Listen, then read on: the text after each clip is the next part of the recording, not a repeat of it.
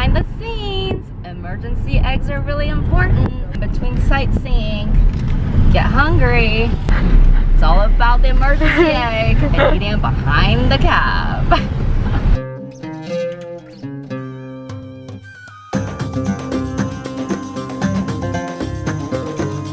Opened in April 2009, the House of Photography of Marrakech was meant to share vintage photographs of the city with the world. Hence, its collection spanned from 1870 to the 1950s. 10,000 photographs depict unique perspectives of Morocco, including the Berber culture, archaeological destination volubilis, and beautiful kasbahs or North African citadels. Walking through the Majorelle garden, it's like walking through the map of the world. We were just in Mexico. Now we're gonna be in Asia with the lotus pond.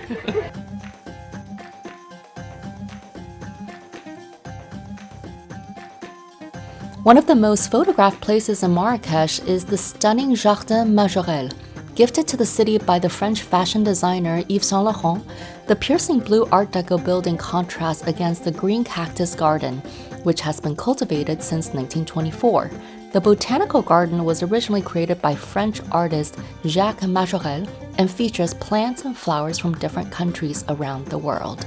In the 1950s, due to Majorelle's ugly divorce, he was forced to sell the land, which led to the garden in neglect.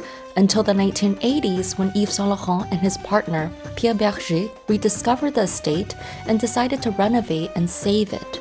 In 2008, when Saint Laurent died, his ashes were scattered throughout the garden.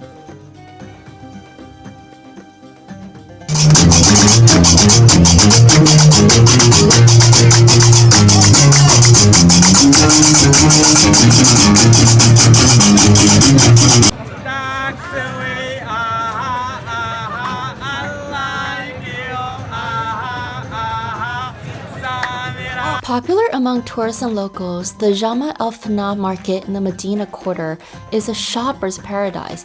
With gorgeous glowing Moroccan lamps and a plethora of food options, you can easily fill up an entire suitcase with fantastic local products. Built in the 19th century by Sultan Si Musa, Palais Bahia was meant to be the greatest palace of its time. The name itself signifies brilliance and is also the name of one of his wives, while there are several rooms for concubines. The beautiful palace showcases the best of Islamic and Moroccan designs.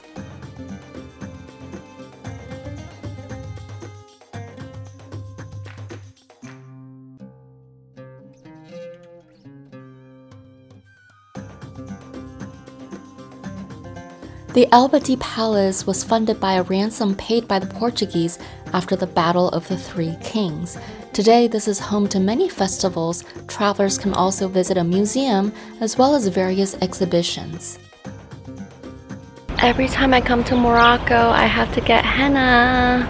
Henna tattoos are the traditional designs that Moroccan women receive on their hands and feet to beautify themselves for special occasions, including weddings and anniversaries. Every part of the country may vary in style, but they're mostly red or brown dye derived from henna shrubs' dried leaves.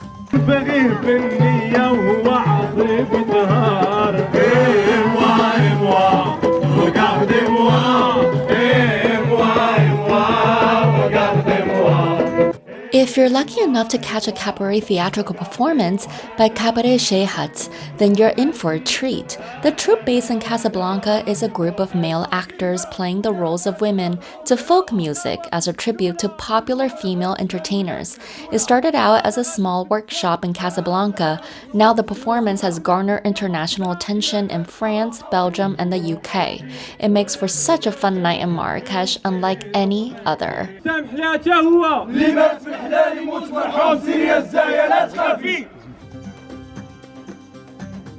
Hidden in the alleys of the Medina, Le Jardin is an oasis oozing bohemian vibes with Marrakech's trendsetters. International travelers stop by here for the turtle sightings and a chicken tagine cooked with pears rather than the usual olives and lemons.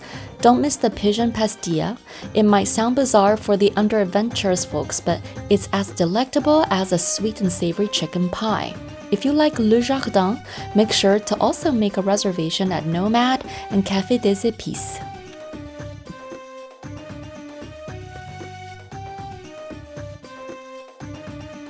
Favorite part about Morocco is the mint tea. Cheers! Moroccan mint tea is aromatic, sweet, and completely addictive. Usually served by male of the family, the tea is also the center of a social gathering with a ceremony to pouring the tea. The tea is made from strong green tea, lots of mint, leaves, and sugar, poured by holding the pot high above the glass. Alfacia is probably one of the best meals you'll have in Marrakech, the outdoor terrace with old-school Moroccan lush decor. Make sure to reserve ahead of time because it truly is a hot spot, even with 2 locations. Since its opening in 1987, it has topped every list as a Marrakech dining institution. Of course, any tagine dish here will be heavenly, but we got the giant rack of lamb that was out of this world. Gotta eat local style! As many times as I've been to Morocco, I've loved every indulgence of its charred, smoky, and savory street foods. From kebab sausages to sandwiches, you're in for a mouth-watering treat. The best way to find a good street vendor is to ask a taxi driver or a hotel concierge. They'll provide their personal favorites. Barometre might be known for its speakeasy cocktail bar, but the chefs at its restaurant utilize molecular gastronomy to craft a perfectly balanced seasonal menu. The restaurant serves interesting, high-quality food without trying to be Moroccan. Rather, the menu is more Mediterranean-inspired, with hints of Marrakech thrown in. Its cocktail bar was the first speakeasy in Marrakech. Although Muslims are prohibited from drinking alcohol, Morocco is not a dry country. That being said, it is highly illegal to drink in the streets, and Moroccan law states that there must be at least 300 meters of distance between a mosque and an alcohol vendor. Not only does Barometre offer delicious and unique cocktails, but the bar is also sustainable and eco-responsible. Bartenders are careful to reuse and repurpose products in order to create little waste. Even more, the bar uses 90% local products to avoid harming the environment through food transport. And with a limited amount of alcohol options in Morocco, the expert bartenders here are forced to get creative. Their inventiveness is showcased through the menu, from utilizing smoked date seeds instead of coffee beans to making their own vodka rose out of flowers from Maguna.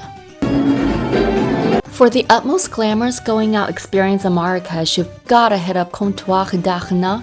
It is fabulous. Belly dancing, white wine, red lights, grandiose staircases, multiple floors, and did we mention clowns on stilts? Comptoir d'Henna opened its ritzy doors in 1999 and instantly captivated a party crowd from the local elites to international visitors.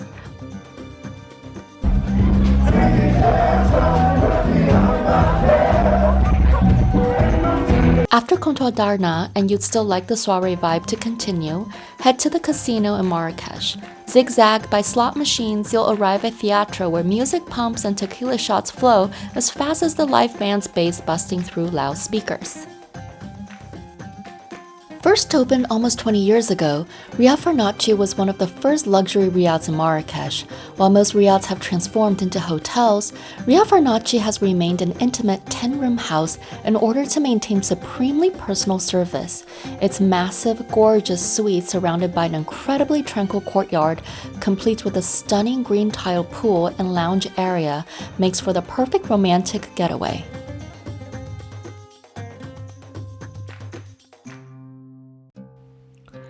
What happens when you mix Moroccan hospitality and architecture with Italian furnishing and flair?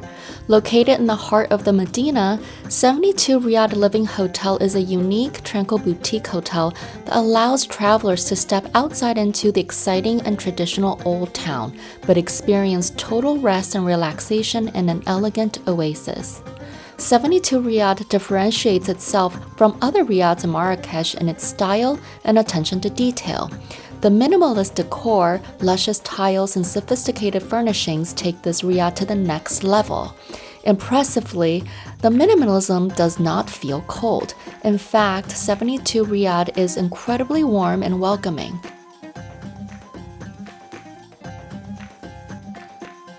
The massive 8 acres of 500 rooms and 3 swimming pools are hard to come by in Marrakech, but the quality of Movenpick Hotel remains a 5-star luxury ideal for the entire family to enjoy. It is undoubtedly safe and incredibly tranquil, a welcome contrast to the lively and sometimes chaotic Medina. When traveling as a family or for business, taking a step back from the dynamic energy of the old town will likely be greatly appreciated, especially when Movenpick offers so many modern amenities to maximize guest comfort.